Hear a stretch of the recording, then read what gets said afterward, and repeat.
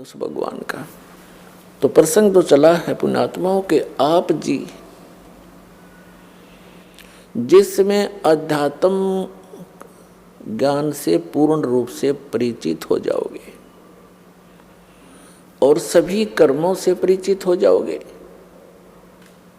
तो उस समय केवल आप यहां से इस महान दुख से जरा और मरण से ही छूटने का प्रयत्न करोगे। जरा बिन वृद्ध अवस्था का कष्ट,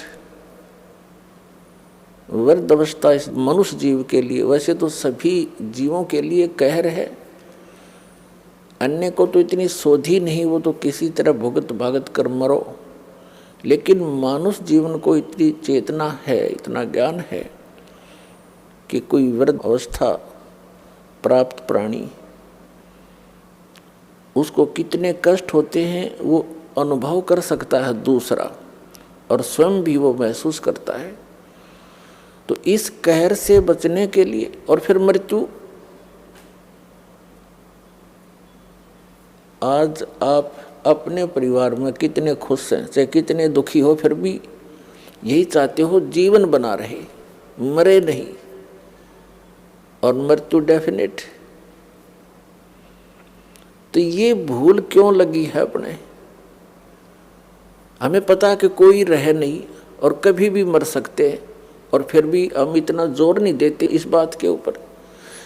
ऐसी दशा किसकी होती है? जिसने कुछ नशा कर रखा हो, उसको डर सा नहीं लगता, एक बार थोड़ी सी देर हिचकता है, फिर वो उसी स्पीड से वही क्रियाएं करता है। तो इस काल भगवान ने अपने को इस झूठे सुख की या त्रिगुणमयी माया रूपी भांग प्या रखी है, और इस भांग के नशे में हम देखते भी हैं और पता भी है कि मृत्यु होगी, पर डर कती नहीं। मृत्यु के जब लक्षण घटते हैं अपने ऊपर, उसमें घिघी बनती है, अको हो ये फलाना रोग हो गया, हो अब तो मृत्यु होगी, तो उस समय महसूस होता है कि हाँ शायद अब बात बिगड़ेगी। तो ये बात हमें वैसे भी याद रहनी चाहिए अगर नशा उतर गया था। तो इस भांग के नशे को उतारने के लिए ये एंटीबायोटिक, ये सत्संग सुनाए जाते, जो यह भांग के नशे को उतार सके। कबीर ये माया अटपटी, सब गट आण अड़ी, किस किस को समझाऊं या कुए भांग पड़ी। 21 ब्रह्मांड है इस काल भगवान के, ब्रह्म के, इसको ब्रह्म भी कहते हैं, जैसे ऋषि जिसको ब्रह्म कहते आए हैं, ये काल भगवान है। इसको सरपुरुष भी कहते हैं, इसको सरब्रह्म भी कहते हैं, सरब्रह्म। इसने अपने 21 ब्रह्मांड के अंदर या माया की भांग घोल के गिर रखी इस कुएं में, और एक कुएं में, यानी जैसे शराब के ठेके पर जितने भी व्यक्ति शराब पीकर लौट रहे हों, हत्थे पर या हत्था बनाते हो तो उसका बताते हैं, शराब पीने का कोई ठिकाना सा बना लेते हैं, कई राज्यों में मान्यता प्राप्त होते हैं। तो वहाँ से जो निकल कर आते हैं, उनसे जितनों से भी आप बात करोगे, उनकी एक जैसी गतिविधि, एक जैसी चाल होगी। ऐसे लड़खड़ाते आएंगे, बोलेंगे कुछ, सोचेंगे कुछ। तो हम सभी की वही दशा होगी, हमने वही भांग पी रखी है यहाँ के झूठे सुख की। कबीर साहब कहते हैं, झूठे सुख को सुख कहे ये मान रहा मन मोद, ये सकल चबीना काल का कुछ मुख में कुछ खोद। श्रीमद् भगवत गीता अध्याय नंबर 4 के श्लोक नंबर 32 में कहा है कि अर्जुन, जो ज्ञान मैंने आपको इसी अध्याय नंबर 4 के श्लोक नंबर 25 से 31 तक बताया है, कि कोई तो स्वाध्याय करता है, जैसे गीता जी का नित्य पाठ कर लिया, कोई देवताओं की पूजा करता है, कोई योग अभ्यास करता है, कोई तीक्ष्ण अहिंसावादी व्रत रखता है, जैसे मुंह पर पट्टी बांध कर नंगे पैरों घूमता है, और कोई ब्रह्म साधना करता है। ये सभी साधक अपनी साधना को पापनाशक जानते हैं, यानी पापनाश पापनाश होंगे तो मोक्ष होगा, यानी मोक्षदायक मानते हैं। यदि इनको ये पता लगे कि ये साधना ठीक नहीं है तो इसको तुरंत त्याग देंगे। इसलिए चौथे अध्याय के 32वें श्लोक में कहा कि अर्जुन, सच्चिदानंद घन ब्रह्म की वाणी में ब्रह्मणे मुखे, यहाँ अनुवादकर्ताओं ने गीता जी में गड़बड़ी कर रखी है। ब्रह्मणे मुखे का अर्थ इन्होंने गलत कर दिया, वेद की वाणी लिख दी। नहीं, श्रीमद् भगवत गीता अध्याय नंबर 17 के श्लोक नंबर 23 में यही अनुवाद करता ब्रह्मणे का अर्थ करते हैं सच्चिदानंद घन ब्रह्म, यानी परम अक्षर ब्रह्म।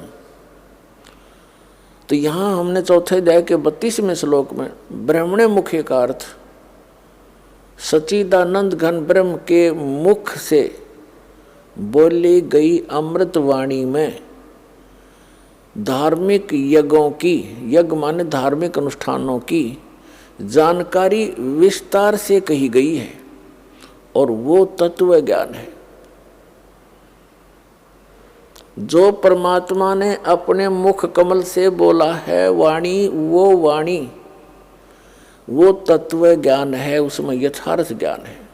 चौथे अध्याय के 34वें श्लोक में कहा कि उस तत्व ज्ञान को जो सच्चिदानंद घन ब्रह्म ने अपने मुख कमल से बोला है, यहाँ अवतरित होकर यहाँ आकर के, उस ज्ञान को तू तत्वदर्शी संतों के पास जाकर समझ।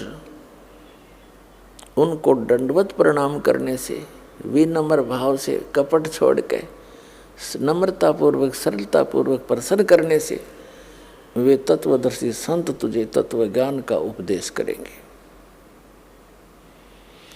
ये सलाह दे दी गीता ज्ञानदाता ने अर्जुन को।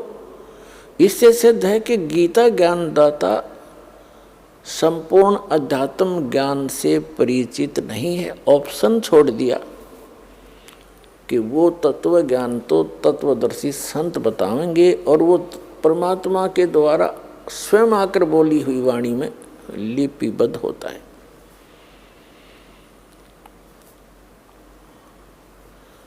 अपनात्मा श्रीमद् भगवत गीता अध्याय नंबर 7 के श्लोक नंबर 29 में, वैसे तो गीता अध्याय नंबर 7 के 12 से लेकर 15 में एक निर्णायक ज्ञान दिया है। गीता ज्ञानदाता कहता है कि तीनों गुणों के द्वारा जो कुछ भी हो रहा है, रजगुण ब्रह्मा से उत्पत्ति, सतगुण विष्णु से स्थिति और तमगुण शिवजी से संहार जो हो रहा है, इसका निमित्त कारण मैं हूँ, काल कहता है। लेकिन मैं इनमें नहीं हूँ और ये मुझ में नहीं है, यानी वो इनसे भिन्न है, तीनों से, इनका पिता है। और ये निमित्त क्यों है? क्योंकि इसको श्राप लगा हुआ है 1 लाख मानव शरीरधारी प्राणियों का नित्य मार कर आहार करने का, सूक्ष्म शरीर से गंध निकाल कर खाने का, इसको श्राप लगा हुआ। तो इसलिए इसने तीनों अपने पुत्रों से ये व्यवस्था यहाँ की बनवा रखी है। तो ये क्या कहता है कि ये त्रिगुणमयी मेरी माया, रजगुण ब्रह्मा, सतगुण विष्णु, तमगुण शिवजी द्वारा फैलाया गया ये जाल बड़ा खतरनाक है। और जो व्यक्ति मेरी भक्ति करते हैं यानी ब्रह्म साधना करते हैं, ये इन रजगुण ब्रह्मा, सतगुण विष्णु, तमगुण शिवजी से ऊपर के लाभ को प्राप्त करते हैं। अब 7वें अध्याय के 15वें श्लोक में गीता ज्ञानदाता कहता है कि जिनकी बुद्धि इन तीनों गुणों, इस माया त्रिगुणमयी माया के द्वारा हरी जा चुकी है, यानी जो श्री ब्रह्मा, श्री विष्णु, श्री शिवजी की भक्ति से आगे सोचते ही नहीं, इन्हीं से प्राप्त अक्षीणिक ज्ञान लाभ को प्राप्त करके प्रसन्न रहते हैं, वे राक्षस स्वभाव को धारण किए हुए मनुष्यों में नीच दूषित कर्म करने वाले मूर्ख मेरी भक्ति भी नहीं करते, मुझे नहीं भजते, यानी ब्रह्म साधना नहीं करते, वो नीचे के अन्य देवताओं की पूजा करते हैं।